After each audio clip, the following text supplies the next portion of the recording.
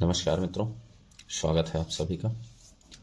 मित्रों, आज जैसा कि आप देख पा रहे हैं कि आज हम लोग एक ऐसे व्यक्ति की कुंडली लिए हुए हैं जो कि हमारे देश में सबसे महत्वपूर्ण पद पर विराजमान है।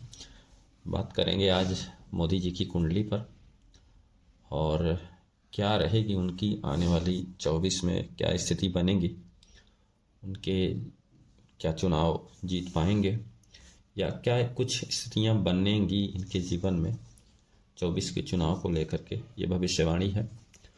तो सबसे पहले हम लोग देख लेते हैं कि इनकी जो कुंडली है उस कुंडली की वास्तविक पावर क्या है।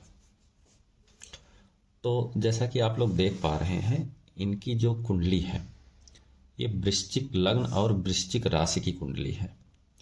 इनके लग्न और राशि के स्वामी मंगल स्वयं अपने ही घर में विद्यमान हैं, जो कि रोचक राजयोग कहलाता है।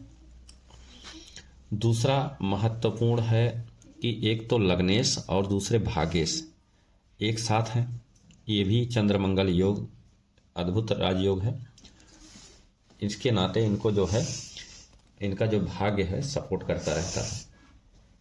दूसरी तरफ चंद्रमंगल योग शत्रुहंता योग भी कहलाता है। तो इन्होंने जैसे जैसे लोगों पर अपने शत्रुओं को ये बख्शते नहीं और अंततोगत्वा मात देते रहते हैं। अब चतुर्थ भाव में गुरु की स्थिति और चंद्रमा से केंद्र में संबंध बन रहा है, तो गजकेसरी योग ये भी एक राजयोग है। और इधर देखें अगर हम, तो शनि जो चतुर्थ भाव होता है समाज सेवा का भाव, और इस भाव का जो स्वामी है शनि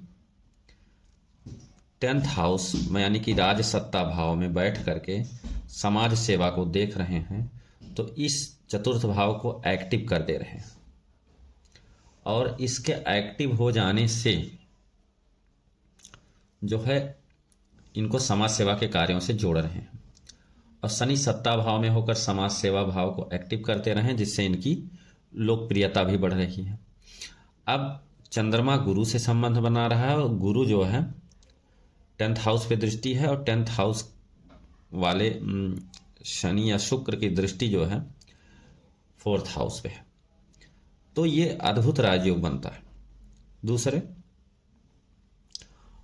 अब अगली बात करें अगर हम कि 11th हाउस यानी कि आय भाव मतलब एकादश भाव जो है उन्नति एवं सफलता का होता है।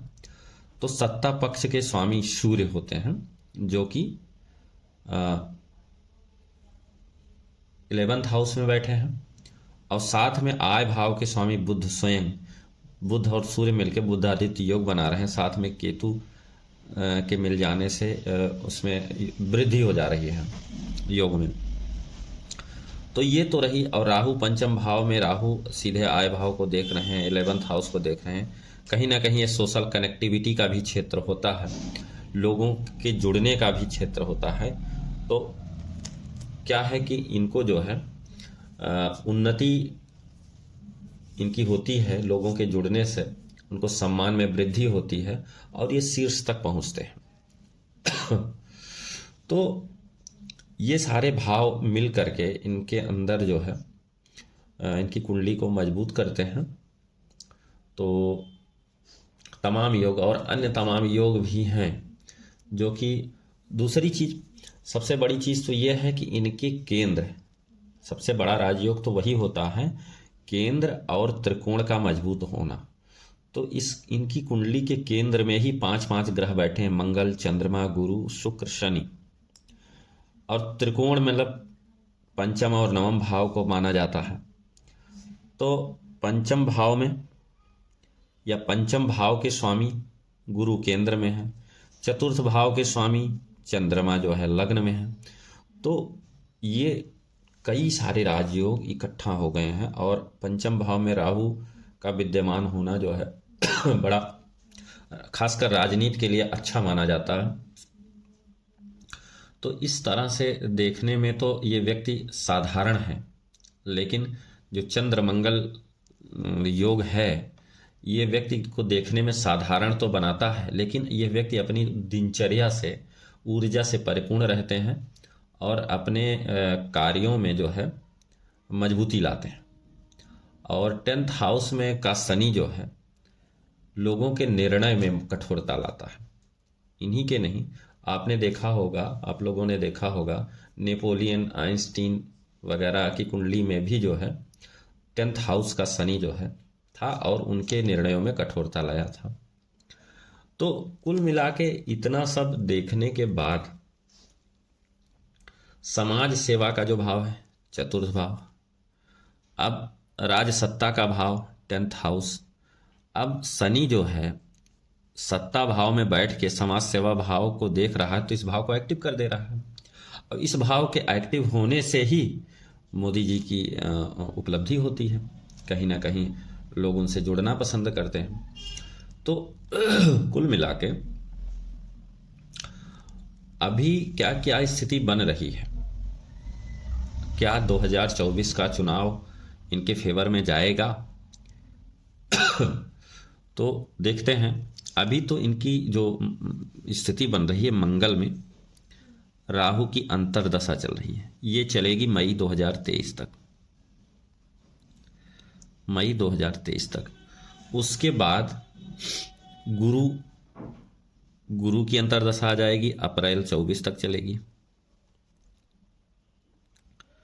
और गुरु 22 अप्रैल के बाद गोचर में भी आ जाएंगे यहाँ 6 हाउस। तो गुरु जब 6 हाउस में आ जाएंगे तो कहीं ना कहीं जो है गोचर में और मजबूती आ जाएगी, शत्रु पर विजय प्राप्त होगी इनका। और उसके बाद जो है अप्रैल 2024 से मई 25 तक शनि की अंतर रहेगा। तो अप्रैल 24 से मई 25 तक तो जो मंगल में शनि का ये जो अंतर है, इसी के बीच में ये आम चुनाव होंगे। और मंगल चूंकि इनका जो है लग्नेश और राशि के स्वामी भी हैं, शनि भी जो है समाज सेवा भाव का स्वामी होकर के, पराक्रम भाव का स्वामी होकर के इनके सत्ता भाव में विराजमान है। तो न कहीं इन दोनों की जो इनका जो वो होगा अंतर्दशा होगी, इनके लिए बहुत अच्छी मानी जाएगी और बहुत अच्छी स्थिति में जा करके ये चुनाव को जीतेंगे, चुनाव जीतेंगे और इतिहास रचेंगे।